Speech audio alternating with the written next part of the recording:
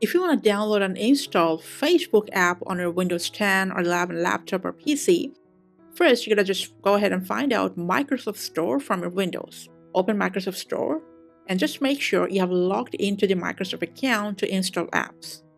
Now all you're going to do is just search with Facebook in this bar, and from the hit results, just click on the icon that's showing Facebook app.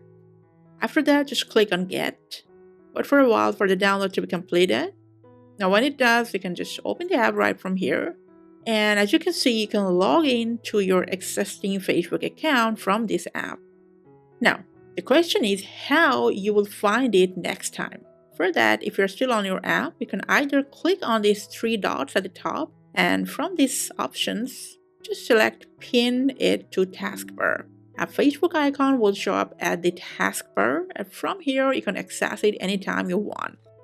You can also click on the Microsoft icon, then visit all apps, find Facebook in this list, and you can either right-click and pin it to taskbar from here as well, or if you want, you can just drag this icon like this and paste it as a shortcut to your desktop if it's easier for you. That's all for today.